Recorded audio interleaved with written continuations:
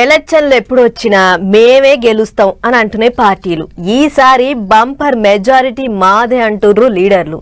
ఎక్కడ మీటింగ్లు పెట్టినా పొట్టు ముచ్చట్లు చెప్తుర్రు. ఓట్లేసే కార్యానికి ఇంకా 2 ఏళ్లకి ఎక్కువనే టైం ఉన్నది. అయినా సరే ఇప్పటి సందే సై అంటే సై అనుకుంటుర్రు లీడర్లు. అందులో కార్ పార్టీల రువడి చిన్నగా లేదు. వారంలో 6 దినాలు జిల్లాల పొంటి సుడు పెడుతుర్రు. ఆయతరం వచ్చిందంటే ఇక పట్నంలో మీటింగ్ అవుతుర్రు. ఇక చూడు ఏమేమి నడిచినాయో ముచ్చట్లు. ఎలక్షన్లు ఎప్పుడన్నారా అని ముహూర్తం ఇంకెప్పుడన్నా పెట్టని మనమైతే తయారుగా ఉండాలి అన్నట్టే చేస్తున్నాయి పార్టీలన్నీ. ఇట్లనే కారు పార్టీ వాళ్ళు జోరు గట్టిగానే చూపిస్తాండ్రు. పోయిన ఆయితారం ఎల్బీ నగర్ లో మీటింగ్ అయితే ఇగో ఈసారి అంబర్పేటలో పెట్టిండ్రు. ఎలక్షన్లు ఎప్పుడొచ్చినా సరే గులాబీ జెండానే ఎగురుతుంది అన్నట్టు మాట్లాడిండు వర్కింగ్ ప్రెసిడెంట్ కేటీఆర్ సారు. అంతేకాదు లీడర్లు వెనక తిరిగే మనుషులకు కాదట, పబ్లిక్ వెనక తిరిగేటోళ్ళకే ఈసారి టికెట్లు ఇస్తారట. కేవలం ఎమ్మెల్యే గారి చుట్టూ పెద్ద నాయకుల చుట్టూ కాదు, ప్రజల చుట్టూ తిరిగే నాయకులకు సర్వేల ఆధారంగానే మీకు టికెట్లు ఇస్తామని చెప్పి కూడా నేను విజ్ఞప్తి చేస్తా ఉన్నా. నాకు రేపటి రోజున ఎవరు గెలుస్తారు, పార్టీ పరంగా ప్రజల పరంగా ఎవరికి పరపతి ఉన్నది, ఎవరికి మరి ఎట్లా ఉన్నది, ప్రజల్లో మంచి పేరున్నది, ఇవన్నీ చూసుకొని వారికే టికెట్లు ఇవ్వడం జరుగుతుంది. కాదా అన్నట్టు పబ్లిక్ కోసం ఉరుకులాడేటోళ్ళకే తనలాడేటోళ్ళకే టికెట్లు. లీడర్లు వెనక తిరుగుడు బంద్ చేసి పబ్లిక్ చుట్టూ తిరుగుండ్రి అని గులాబీ లీడర్లను గట్టిగానే హుషారు చేసిండు సారు. పనిలే పని సర్కారు వాళ్ళను సుతా మంచిగానే అరుచుకుండు. మోటార్లకు మీటర్లు పెట్టమంటే నా బొండిగ మీద కత్తి పెట్టినా నా మెడ కోసినా నేను మాత్రం పెట్టా అని చెప్పి కేసీఆర్ గారు పెట్టలే. కానీ ఇలా రేవంత్ రెడ్డి ఆయన మీద కేసులున్నాయి కదా, భయం ఎక్కువ ఆయనకు. పాపం కేసులున్నాయి కదా, భయం ఎక్కువ. అందుకే మోడీ చెప్పంగానే మోడీ తానా అనగానే తందానా అన్నాడు. ఇక అట్లుంటే మాజీ మంత్రి తలసాని సారు ముచ్చట చూడండి ఎట్లున్నదో. పులి వ్యవసాయ క్షేత్రంలో పండుకొని ఉంది. మన పెద్ద పులి ఏడమనుకుంది, ఒక్కసారి లేచిందనుకో చూసింది కదా మాలి మధ్యలో అట్లా వచ్చి కనిపించిపోతానే భయం భయం భయం భయం. గిట్ల కార్యకర్తలను లీడర్లను అందరిని ఒక్కటి చేసి పబ్లిక్ ల పాతార పెంచుకునే ఎగురం చేస్తుండ్రు కారు పార్టీ వాళ్ళు. ఇంకో దిక్కు గులాబీ లీడర్ల ముచ్చట్లకు చెయ్యి పార్టీ వాళ్ళు సుతా మరలవాటట్టే చేస్తుండ్రు. ఎగస్ పార్టీ వాళ్ళు ఒక్క మాట అంటే అధికార పార్టీ వాళ్ళు 4 అంటారు. మాటకు మాట లెక్క చెల్లిస్తుండ్రు. అటు పువ్వు పార్టీ వాళ్ళు కూడా రైతుల పక్షాన పోరాటాలకు తయారయ్యిండ్రు. గిట్ల ఎలక్షన్లకు ఇంకా తప్పదారి టైం ఉన్నా సరే అన్ని పార్టీలు ఇప్పటి సందే ఎగుర పెడుతున్నాయి. పబ్లిక్ ల పాతార పెంచుకునే తందుకు పోటీ పడుతున్నాయి.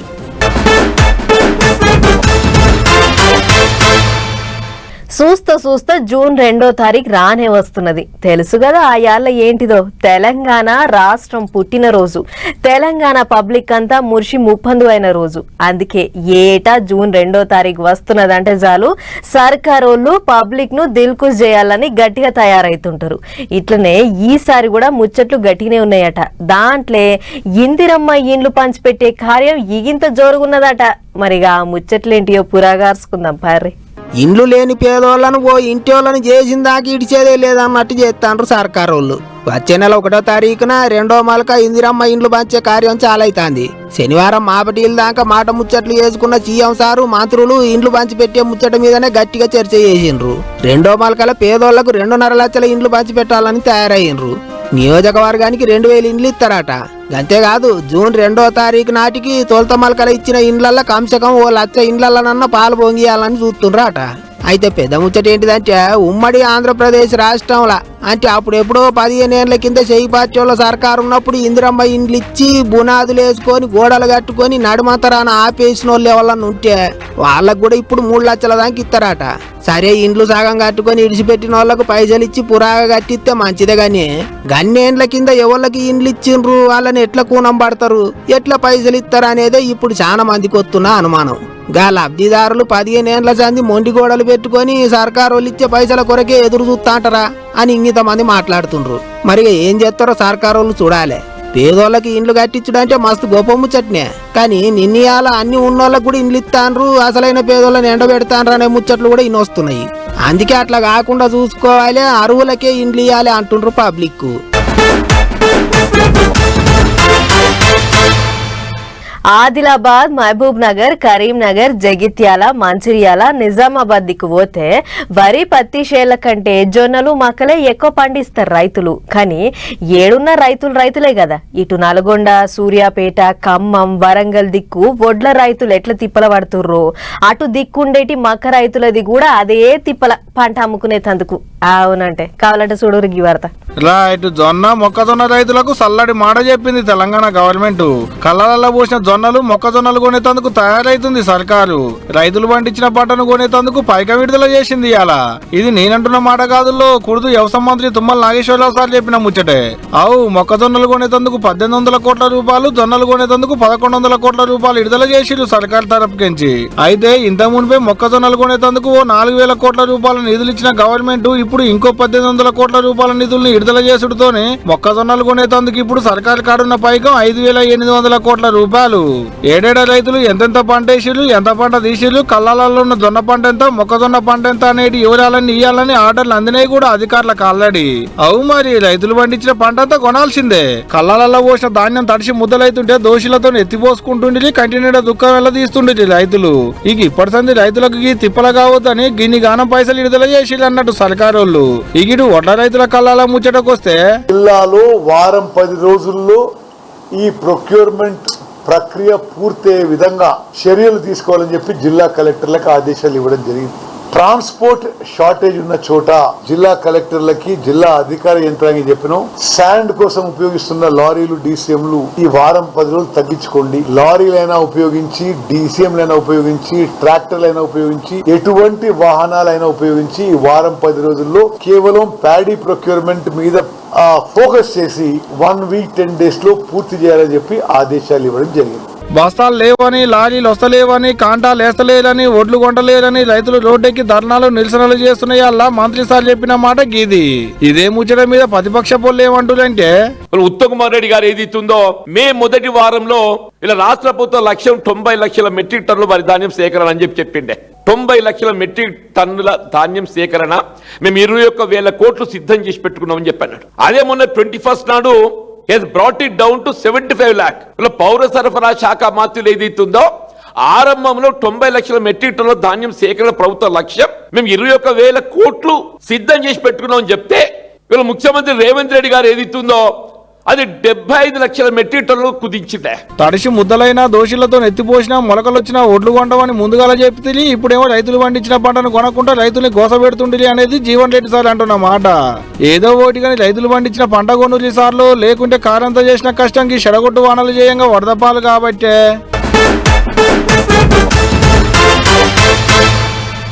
ఇవాళ రేపు సినిమా టాకీస్ కు పోయి సినిమాలు చూసే పబ్లిక్ మస్తు తక్కువైపోయారు. చాలా మంది పలక ఫోన్లలోనే కొత్త సినిమాలు చూస్తుర్రు. ఒకప్పుడు పెద్ద హీరో, చిన్న హీరో అనకుండా ఏ సినిమా వచ్చినా టాకీస్ల కాడ జాతర నడుస్తుండే. కానీ ఇప్పుడు అసొంటి పరిస్థితి ఏం లేదు. గట్టిగానే లాస్ అవుతుర్రట టాకీస్ల ఓనర్లు. అందుకే అందరూ కలిసి పంచాయత్ మూవ్ చేసిర్రు. పాండ్రి వాళ్ళ కథ ఏందో చూద్దాం. ఈ నడుమ సినిమాలు తీసే నిర్మాతలకు, సినిమాలను టాకీసులలో ఆడిచ్చే ఓనర్లకు లొల్లి పంచాది గట్టిగానే అవుతుంది. చిన్న సినిమా అయినా పెద్ద సినిమా అయినా టాకీసులకు ఉత్త కిరాయి మందమే పైసలు ఇస్తానరట. గట్లయితే ఎట్లా గిట్టుబాటు అవుతుంది? వచ్చే లాభాలలో కూడా మొత్తం అంత పర్సెంటేజ్ ఇవ్వాలి అంటున్నారు సినిమా టాకీసుల ఓనర్లు. గానడుమ గిదే ముచ్చట మీద పంచాది పెట్టుకొని టాకీసులు బంద్ పెడతామన్నారు. ఇప్పుడు మళ్ళోసారి గదే లొల్లి నడుస్తుంది. వచ్చే నెల 4వ తారీఖున మెగా హీరో రామ్ చరణ్ హీరోగా చేసిన పెద్ద సినిమా విడుదలైతాంది. గా సినిమా నుంచే పర్సెంటేజ్ విధానం అమలు చేయాలని అడుగుతాండ్రు. లేకపోతే టాకీసులలో బొమ్మ పడనీయమా అంటుండ్రు. అంతేకాదు ఇప్పటి సంది తెలంగాణలో సినిమా టికెట్ల రేట్లు కూడా పెంచనీయం. ఒకవేళ పెంచుకోమని సర్కారే పర్మిషన్లు ఇచ్చినా సరే టాకీసుల ఓనర్లు పెంచము అంటుండ్రు. పబ్లిక్ టాకీసులకు రావాలంటే టికెట్ రేట్లు తక్కువ ఉండాలి అంటుండ్రు. ఇప్పటికే పెద్ద సినిమా ఎప్పుడెప్పుడు వస్తుందా అని అభిమానులు గట్టిగా ఎదురు చూస్తాండ్రు. ఇసోంటి ఆలల్లా టాకీస్ల ఓనర్లు ముందు పంచాయత్ దెంపుర్రని పట్టుబట్టి కూర్చుండ్రు. ముచ్చటను మెగాస్టార్ దగ్గర కూడా తీసుకుపోయి ఎగురని చేసిండ్రు. ఇంకో దిక్కు సినిమా విడుదల టైంలో ఇట్లా కిరికిరి పెడితే ఎట్లా? ఎంతమంది ఆగమవుతారు? టాకీస్ల ఓనర్లు ఏమన్నా ఉంటే కూర్చొని మాట్లాడుకొని సమరస్యం చేసుకోవాలి, సమస్య పరిష్కారం చేసుకోవాలి అంటుండ్రు ఇంతమంది. మరి ఆఖరికి ఏం చేస్తారో చూడాలి. పెద్ద సినిమాకు పెద్ద తిప్పలే వచ్చింది కదా అనుకుంటారు చాలా మంది. ఈ నగరానికి ఏమైంది? ఓవైపు గాలి కాలుష్యం, ఇంకోవైపు నీటి కాలుష్యం. ఎవ్వళ్ళు నోరు మెదపరేంటి? అధికారుల నిర్లక్ష్యానికి పబ్లిక్ చెల్లించక తప్పదు భారీ మూల్యం. మరి ఈ ఊళ్ళో ఇట్లనే ఉన్నది పరిస్థితి.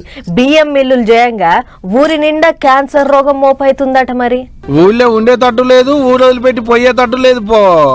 కరీంనగర్ జిల్లా సదాశివపల్లి ఊరి పబ్లిక్ పరిస్థితి గిట్టుంది. ఎందుకంటే మా ఊరు తాగినీళ్ళు చెడిపోయినాయి. ఈ రైస్ మిల్ చేయంగా అన్ని మిల్లు వాగునీళ్ళు చెడిపోయినాయి. ఆ కర్మరు మురికి నీళ్ళు పడే అందులో అన్ని చెడిపోయినాయి తాగినీళ్ళు. అందుకని రోగాలు వస్తున్నాయి. బూడిది బాగా మొత్తం బూడిద వచ్చి వాటర్లలో, బట్టల మీద, మా బంగ్లా మీద అంతా బూడిదే. తెల్లలేస్తే మా బిల్డింగ్లు అంతా బూడిదే, ఇల్లంతా బూడిదే, బట్టలంతా బూడిదే. ఆ వాటర్ అనేది ఫిల్టర్ అయ్యే వాటర్ అనేది అక్కడ బోరు అక్కడ కాలువ కాడే ఉంది. అవి కాలుస్తాం. అందుకే వీటితో కాకుండా మేము ఫిల్టర్ పెట్టుకున్నా, మా సొంతంగా పెట్టుకున్నా సేమ్ ప్రాబ్లం. ఆ నీళ్ళతో మాకు రైస్ వండుతాయి అక్కడ మా చెరువు కింద పొలాలు. అప్పుడు ఆ రైస్ కూడా తినద్దు అంటున్నారు. ఊరి చుట్టూన్న బియ్యం మిల్లులు చేయంగా గాలి నీళ్లు మస్తు తెరలైతున్నాయి. మరి రయ్యిన మిల్లులు నడుచుడు, గొట్టాలకించి పొగిడ్చుడు, బియ్యం పట్టిన నూగంతా ఊరు నిండా బారుడు, ఉనుకగాల పెడితే వచ్చిన బూడిదంతా పొలాలు నిండు. ఒకటా రెండా దుమ్ము దూసడానికి అడ్డమైన బీమార్లు సోకి ఇంటికిద్దరు జీవిడిచిలాట. వైరల్ ఫీవర్ అనుకున్నాం. దవాఖానలోకి పోతే క్యాన్సర్ అని తెలిసింది. మళ్ళీ 4th స్టేజ్లో తెలిసింది. మాకు అభిప్రాయం ఏంటంటే మిల్లులు కాలుష్యం, గాలి కాలుష్యం, నీరు కాలుష్యం, ఈ స్కిన్ ఇన్ఫెక్షన్, లంగ్స్ బాగా ఇబ్బంది అవుతుంది ఊళ్ళో అందరికి. ఇప్పటికే ఊళ్ళో 25 మంది దానిక క్యాన్సర్ తో జీవిడిచిలాట. ఇంకో 20 మంది దానిక దవాఖాన్ల పాలై మంచాన పడ్డలాట. ఈ బియ్యం మిల్లులు చేయంగా ఊళ్ళో ఉండేటట్టు లేదు, ఊరు వదిలిపెట్టి పోయేటట్టు లేదు అనేది ఊరోళ్ళు అంటున్న మాట. ఆ మిల్లులు పోయాక నీళ్లు పాడవడం, నీళ్లు తాగత్తలేదు. మాకు ఫిల్టర్ పెట్టి నీళ్లు పనికత్తలేవు. మా రోగాలకు ఇట్లా తయారైతాను. మాకు ఊళ్ళో ఉండమంటారో పొమ్మంటారో తెలియదు సార్. ఇక ఒంట్లో చూస్తేందని ఎవరి దవాఖాన పోయినా క్యాన్సర్ బీమారీనే చెప్తున్నారట డాక్టర్లు. పొద్దు మాపు ఊరు నిండా పొగ చూరుతుంటే రోగాలు రాకేమొస్తాయి. మరి ఇక నీళ్లు రైస్ మిల్లుల గొట్టాలకించి వచ్చేటి నూగంతా పోయి షర్ల కలుసుడుతోని నీళ్ళన్నీ బూడిది. గా నీళ్లతోనే పంటలు పండుతుంటాయి. మరి అట్లా గా నీళ్లతోని పండిన పంటలు తినడుతోనే కొంత బీమార్లు సోకుతున్నాయేమోననేది ఊరోళ్ళ బుగులు. అటు గాలి ఖరాబాయే, ఇటు నీళ్లు ఖరాబాయే. ఇంకేముంది, దగ్గులు, దమ్ములు, ఊపిరితిత్తులకు బీమార్లు, అడ్డమైన క్యాన్సర్ రోగాలు, దవాఖాన్లకు బిల్లులు. ఇటనే ఉండేనంటే క్యాన్సర్ రోగాలకు పుట్టినీళ్ళు అయ్యేటట్టుంది పోండ్రికి ఊరు.